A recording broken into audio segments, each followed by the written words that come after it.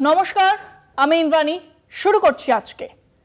আপনি যত ইচ্ছে পাকিস্তানের পাঠানো সন্ত্রাসবাদীদের পক্ষ নিন, এটা নরেন্দ্র মোদীর সরকার, বিজেপির সরকার। আমি বলে দিচ্ছি, অপারেশন সিন্দুর শেষ হয়নি। হ্যাঁ, এই কথাটা আমাদের দেশের স্বরাষ্ট্রমন্ত্রী ইন্ডোরে কর্মী সভায় এসে বলে গেলেন। কতটা নির্লজ্জ হলে এই কথাগুলো বলা যায়? ঠিক এই মুহূর্তে সংসদে বিরোধী দলের সাংসদরা সরকারের ক্ষমতায় থাকা সাংসদদের সঙ্গে একসঙ্গে বিভিন্ন দেশে গিয়ে দেশের পক্ষে, পাক হানাদারির বিপক্ষে কথা বলছেন। যে দলের মধ্যে তৃণমূলের অন্যতম নেতা অভিষেক বন্দ্যোপাধ্যায়ও আছেন, সেই দলের নেত্রীকে প্রকাশ্যে দাঁড়িয়ে বলে দিলেন মমতা ব্যানার্জি পাকিস্তানের পাঠানো সন্ত্রাসবাদীদের পক্ষ নিচ্ছেন। একসময় খুনের দায়ে অভিযুক্ত এক তড়িপার ক্রিমিনালের মুখে এমন ভাষা অবশ্যই খুব অস্বাভাবিক নয়, কিন্তু তিনি তো দেশের স্বরাষ্ট্রমন্ত্রী, তার মুখে এই ভাষা। কেবলমাত্র ভোটের জন্য কতটা নিচে নামতে পারে এই বিজেপি দল? এখনো দেশের বিজেপি এবং বিরোধী দলের সাংসদরা বিভিন্ন দেশে ঘুরছেন, আর দেশের প্রধানমন্ত্রী দেশে নির্বাচনী প্রচার চালাচ্ছেন। দেশের স্বরাষ্ট্রমন্ত্রী রাজ্যের মুখ্যমন্ত্রীকে পাকিস্তানি উগ্রপন্থীদের সমর্থক বলে দাগিয়ে দিচ্ছেন। আসলে এই বিজেপি দলের সমস্যা হলো, এরা ক্ষমতায় থাকার জন্য করতে পারেন না এমন কোনো কাজ নেই। দাঙ্গা লাগানো থেকে শুরু করে, বিভিন্ন এজেন্সিকে ব্যবহার করা থেকে শুরু করে, যথেচ্ছ টাকা পয়সা খরচ করে দল ভাঙিয়ে যেন তেন প্রকারেণ ক্ষমতা দখল করাটাই ওনাদের এক এবং একমাত্র লক্ষ্য।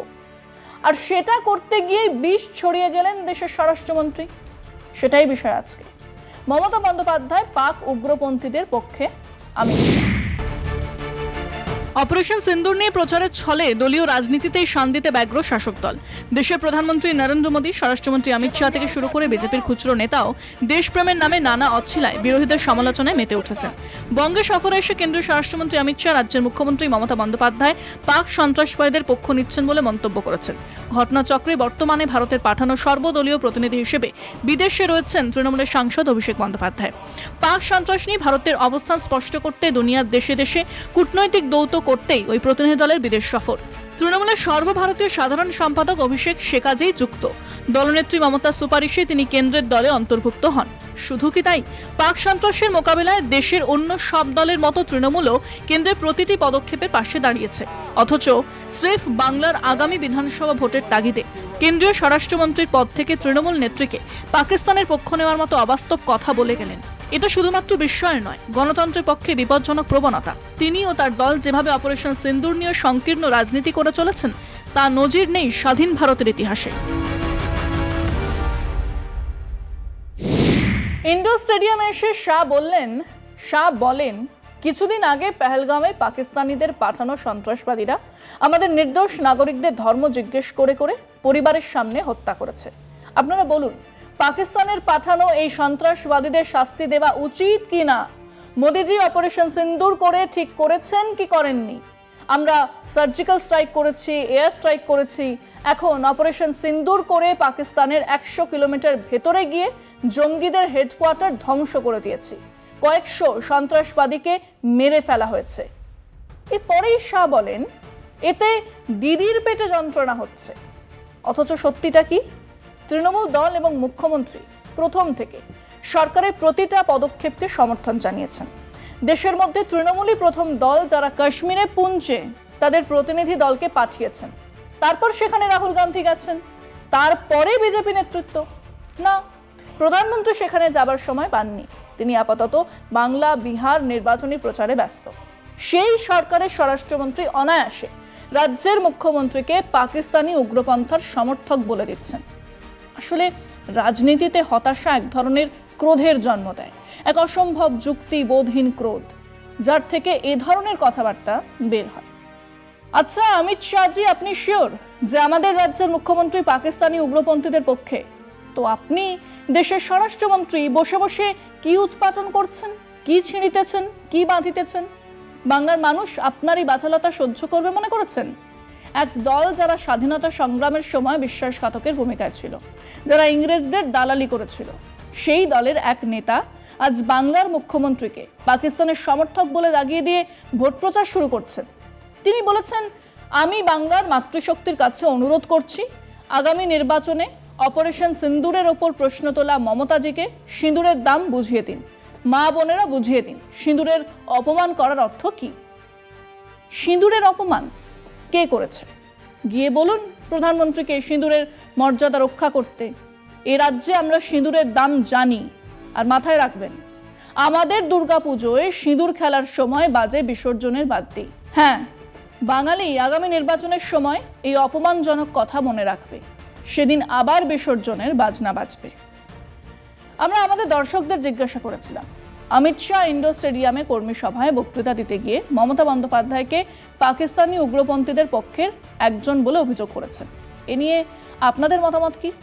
এরকম একটা সময় যখন দেশের বিরোধী দলগুলো সরকারের পাশে দাঁড়িয়েছে, তখন সেই বিরোধী দলের অন্যতম নেতাকে নিয়ে এমন কথা কি বলা উচিত?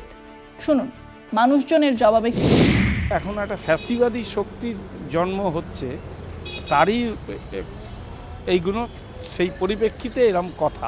অমিত শাহ উনি এসছেন সামনে 2026-এর বিধানসভা নির্বাচন, ওনাদের বিজেপি দলের সাংগঠনিক যে অবস্থা সে দেখে উনি বুঝতে পেরেছেন যে 26-এও বাংলা দখল করা সম্ভব হচ্ছে না। তো উনি যে ধরনের কথাবার্তা বলছেন না, পাগলের পোলাপ ছাড়া তো কিছু বলা যায় না।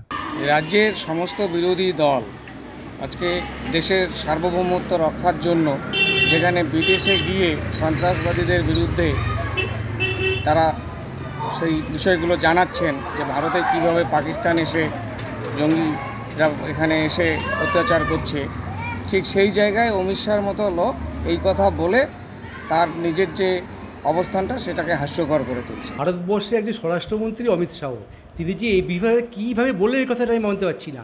তো আমাদের বলার কিছু নেই, এই ধরনের নোংরা কথাবার্তা কেউ বলছে, কিন্তু আমাদের কাছে আমাদের মুখ্যমন্ত্রী মায়ের মতো। ভারতের স্বরাষ্ট্রমন্ত্রী যে রাজনীতি করছেন সেই রাজনীতিটার পরিপূরক বক্তব্য।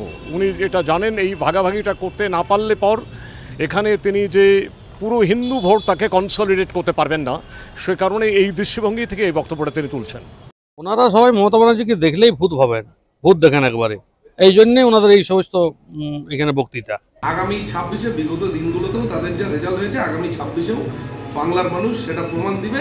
এবং আগামী 29-এ বিজেপি তো এইবার একক সংখ্যাগরিষ্ঠতায় নেই, অন্যের ঘাড়ে চেপে বসে আছে, এবং সেই ঘাটটাও আগামী দিনে থাকবে না। যে আগে হচ্ছে আমার দেশ, তারপরে হচ্ছে দল, এই ধরনের উক্তি যিনি করতে পারেন, সেই দলের অ্যাগেনস্টে এসে ভারতবর্ষের স্বরাষ্ট্রমন্ত্রী যে কথা বলেছেন, এটা অন্তত বাংলার মানুষ বিশ্বাস করবে না।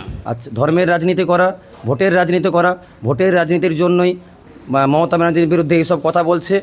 যদি মমতা ব্যানার্জি সত্যিই পাকিস্তানি প্রেমী হতো, তাহলে অভিষেক ব্যানার্জি, জননেতা অভিষেক ব্যানার্জি বিভিন্ন দেশে গিয়ে পাকিস্তানের বিরুদ্ধে গর্জে উঠতো না।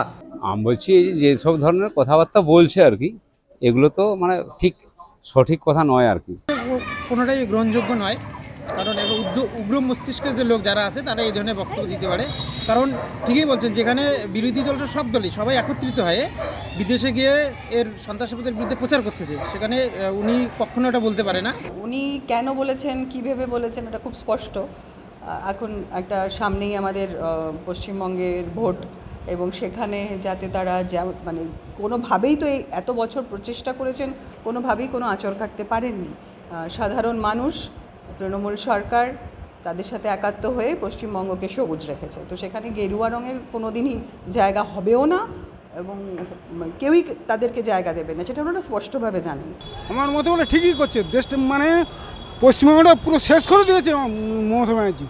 সম্পূর্ণ ভুল কথা এটা, যেটা যিনি বলেছেন স্বরাষ্ট্রমন্ত্রী, উনি সম্পূর্ণ ভুল বলেছেন। এটা আমরা সমর্থন করি না সাধারণ মানুষ হিসেবে। দেশের যে স্বরাষ্ট্রমন্ত্রী অমিত শাহ নিজের পদত্যাগ করে, ওনার থাকার কোনো যোগ্যতাই নেই। সম্পূর্ণভাবে বলা যেতে পারে নির্বাচনের প্রাক্কালে দাঁড়িয়ে মানুষকে বিভ্রান্ত করছেন। এটা স্বরাষ্ট্রমন্ত্রীর কাছে এই জাতীয় একেবারে বলা যেতে পারে রাজনীতির একেবারে দেউলিয়াপনার একটা প্রতিযোগিতা হবে। আসলে ঠিক এই সময় বহু প্রশ্ন উঠেছে যার জবাব অমিত শাহ প্রধানমন্ত্রী বা সরকারের কাছে নেই। এক, যুদ্ধবিরতি কার নির্দেশে হলো? ডোনাল্ড ট্রাম্প বারবার বলেছেন তার মধ্যস্থতায় যুদ্ধবিরতি হয়েছে। প্রধানমন্ত্রী এ নিয়ে একটা কথাও বলেননি। প্রাক্তন বিজেপি সাংসদ সুব্রমণিয়ান স্বামী বলেছেন 5টা রাফাল ধ্বংস করেছে পাকিস্তানিরা।